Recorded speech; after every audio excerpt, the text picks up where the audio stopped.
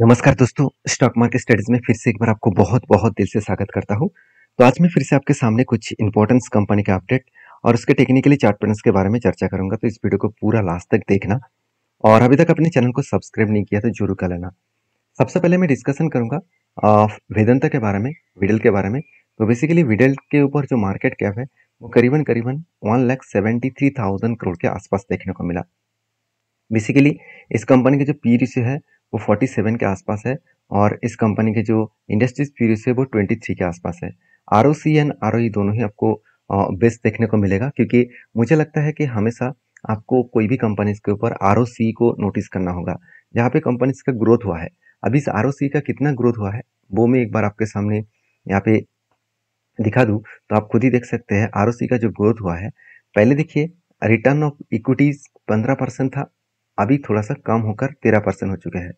मगर आरओसी जो ज्यादा ग्रोथ यहाँ पे देखने को मिला है, 22% से 27% हुआ था, अभी 24% है। तो 5 साल में जो 22% था उसको रिकवरी करके 24% तक लेके गया। तो एक गुड पॉइंट है, एक पॉजिटिव पॉइंट है। इसी पॉइंट्स के बेसिस में कंपनी आगे बढ़ने का पोटेंशियल रखते हैं। बाकी इस कंपनी के डेप्थ ऑफ इक्विटी के बारे में बात करूँ तो कंपनी का डेप्थ बहुत ज़्यादा है।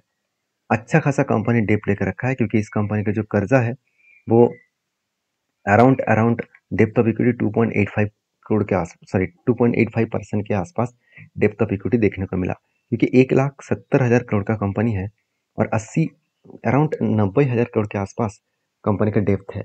मतलब 50% कंपनी कर्जा लेकर काम कर रहा है। तो ये एक कंपनी के लिए बहुत बड़ा वीकनेस पॉइंट है। फिर भी इस वीकनेस पॉइंट को साइड में रखते हुए मैं एक ही बात कहूँगा कि कंपनीज ने ऐसे नहीं किया कि सेल्स कम किया, सेल्स तो ठीक ठाक कर रहा है, एक्सपेंस को बहुत हद तक कम किए और उसी बेसिस में नेट प्रॉफिट 3,000 से लेकर 2,200 करोड़ तक देखने को मिला। मतलब नेट प्रॉफिट में भी अच्छा खासा यहाँ पे जर्नी देखने को मिला है। तो बेस्ट तरीके से सिचुएशन बना है, जिस सिचुएशन में कंपनी आगे बढ़ने का पोटेंशियल रखते हैं। तो जब इस कंपनी के ऊपर एक ट्रेड बना था, मैं ट्रेड के बारे में भी आपके साथ चर्चा कर लेता हूँ। जब एक ट्रेड बना था फाइनली एक रेंज के बेसिस में, तो यहाँ पे देख सकते हैं कब बना, उसके बाद 2 बार हैंडल बना, फाइनली ब्रेकआउट हुआ और लगातार जर्नी करके टारगेट को अचीव किया। और उसी तरीके से अगर मैं फिर से इस पैटर्न्स को ढूंढूं तो और एक पैटर्न्स बनने जा रहा है। वो पैटर्न्स अभी तक कंप्लीट नहीं हुआ, तो कंप्लीट होने के बाद यहाँ पे एक बिग कप बनेगा और उसके बाद एक शोल्डर बन सकता है। तो देखिए इस नीचे लेवल तक मैंने आपको क्यों मार्किंग किया कि देखिए जो इलेक्शन का रिजल्ट था वो इस नीचे लेवल तक टच किए थे और वही लेवल तक टच किया था जो इसका प्रीवियस स्विंग ट्रेडिंग का टारगेट था, क्योंकि वही इसका स्ट्रांगली सपोर्ट बने और वही सपोर्ट को टच करके बाउंस बैक किया है। तो मुझे लगता है कुछ दिनों के बाद ही आपको इस कंपनी के ऊपर एक बेस्ट तरीके से पैटर्न्स देखने को मिलेगा। उस पैटर्न्स को अगर कंप्लीट करके ब्रेकआउट हुआ तो एक बड़ा सा धमाका हो सकते हैं। बाकी आपके क्या ओपिनियन है जरूर मुझे कमेंट्स करके बताना। नेक्स्ट जो कंपनी है उसका नाम है यूपीएल। तो बेसिकली ईपीएल के ऊपर एक चीज़ को आपको ध्यान रखना होगा कि ईपीएल शायद आपको कुछ खास परफॉर्मेंस ना दिखे, शायद आपको कंपनी के क्वार्टर रिजल्ट में प्रॉफिट से उल्टा हो चुके हैं, लॉस हो चुके हैं। तो इसको देखने के बाद लोगों के मन में यही डाउट हो जाएगा कि कंपनी बेकार है। मैं एक चीज़ आपको बता दूं, कंपनी के बिजनेस के अगर मार्केट शेयर के बारे में बात करूं तो आप यहाँ पे खुद देख सकते हैं। जो एल्यूमिनियम फॉस्फेट है उसके ऊपर ग्लोबली मार्केट में कंपनी का 25% मार्केट शेयर है। उसी तरीके से अगर क्रॉप प्रोटेक्शन के बारे में बात करूँ तो 8% मार्केट शेयर इसी के पास है। क्रॉप प्रोटेक्शन ऑफ इंडिया के बारे में बात करूँ 14% का मार्केट शेयर है। मतलब क्रॉप प्रोटेक्शन ग्लोबली मार्केट में 8% और इंडिया में 14%। और क्रॉप प्रोटेक्शन के ऊपर जो लैटिन अमेरिका है वहाँ पे 9.70% के आसपास बिजनेस हो रहा है। तो कंपनी के बिजनेस के जो स्ट्रक्चर है वो आप यहाँ पे देख सकते हैं। कंपनी जो अलग अलग जो प्रोडक्ट है उस प्रोडक्ट के ऊपर कंपनी बिजनेस को फैला के रखा है। तो कंपनी बेसिकली साउथ एशिया 31%, साथ ही साथ लतम के ऊपर 26%। तो अलग अलग जगह पे कंपनी बिजनेस को फैला के रखा है। ऑस्ट्रेलिया में 10% और अदर्स कंट्री में 10% और नॉर्थ अमेरिका में 7% और साउथ अमेरिका में भी अच्छा खासा बिजनेस कर रहा है। तो बिजनेस को अलग लेवल में बिजनेस को फैला कर रखा है। लास्ट 1 ईयर से केमिकल सेक्टर के ऊपर और जो क्रॉप प्रोटेक्शन इंडस्ट्रीज है उसके ऊपर थोड़ा सा यहाँ पे प्रेशराइज बनता हुआ देखने को मिले। मतलब उतना ज़्यादा ग्रोथ देखने को नहीं मिला, उसी बेसिस में कंपनी के ऊपर लगातार एक करेक्शन देखने को मिला है। तो मुझे लगता है जो सिचुएशन बना है, उस सिचुएशन के बेसिस में कंपनी आगे बढ़ा है। तो ईपीएल के बारे में एक चीज़ मैं नोटिस करूँ तो कंपनी का जो बैलेंस शीट है, वो कुछ इस तरीके से देखने को मिला। रिज़र्व लगातार बढ़ते चले गए। कंपनी का बोरिंग्स भी एकदम ज़्यादा से ज़्यादा लेवल तक देखने को मिले। तो कंपनी का फिक्स्ड एसेट भी अच्छा खासा है। जो लोग सोच रहे हैं कि कंपनी इतना कर्जा लिया, क्या वो कर्जे को मिटा सकते हैं? बिल्कुल मिटा सकते हैं, क्योंकि कंपनी का 27,000 करोड़ का रिजर्व भी है। 40,000 करोड़ के आसपास कंपनी का फिक्स्ड एसेट है।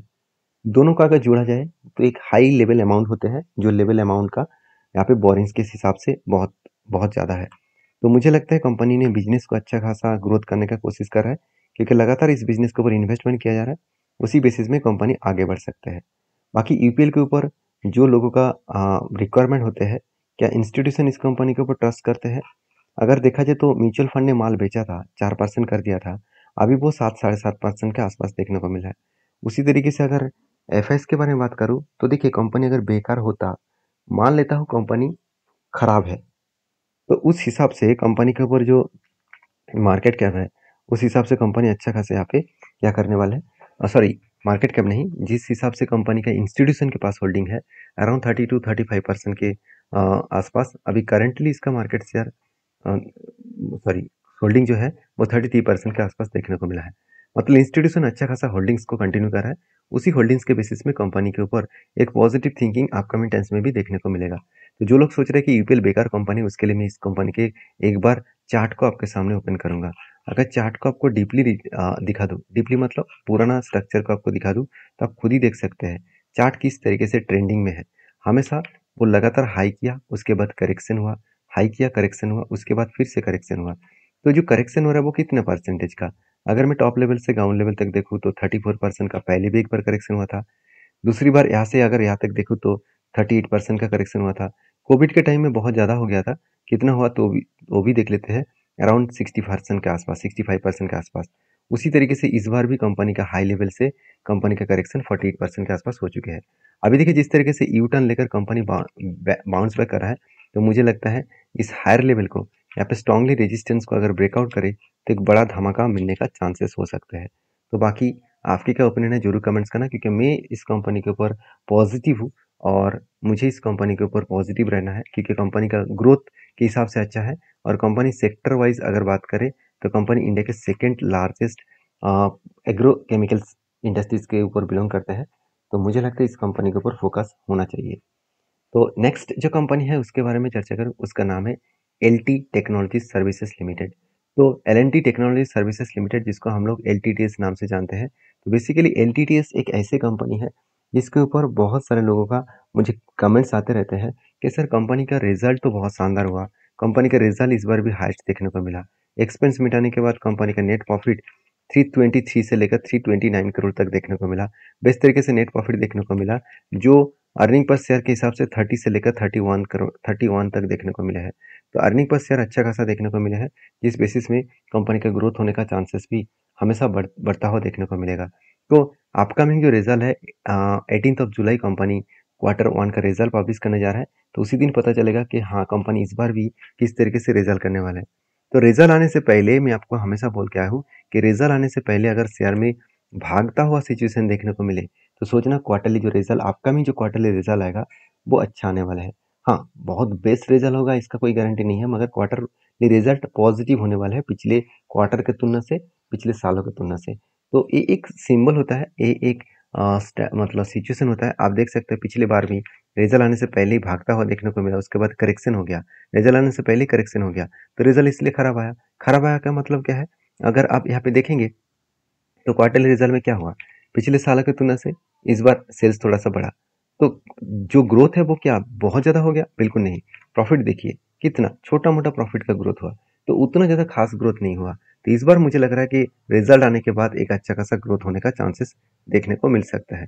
तो बाकी इस कंपनी के ऊपर जो गुड पॉइंट्स है जो मैं आपके साथ शेयर करूंगा, वो है इस कंपनी के रेशियोज।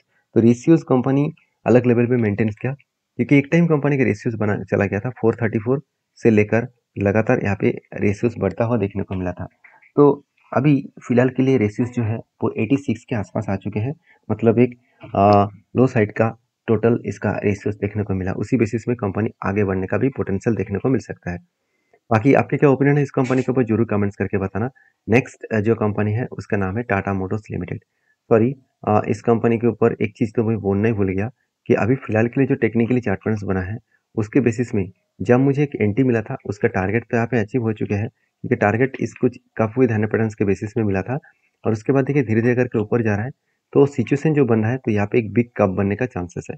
अगर कप बनने के बाद एक हैंडल पैटर्न बने तो मैं फिर से एक फ्रेश एंट्री लेने वाला हूँ, क्योंकि इतने जर्नी करने के बाद ब्रेकआउट करेगा, रिटेस्ट करेगा, उसके बाद जरूर एक पॉजिटिव जर्नी दिखाने वाला है, क्योंकि आईटी सेक्टर फिर से रिकवरी करने का चांसेस है, क्योंकि आईटी सेक्टर लास्ट 1 ईयर से कुछ रिकवरी नहीं किया है।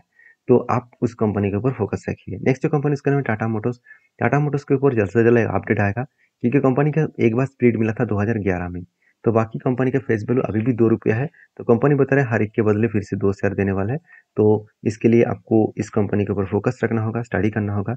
और आई होप वीडियो में जानकारी आपको अच्छा मिला है, तो प्लीज़ लाइक भी जरूर कर दीजिएगा। तो मिलते हैं नेक्स्ट वीडियो में, तब तक के लिए धन्यवाद।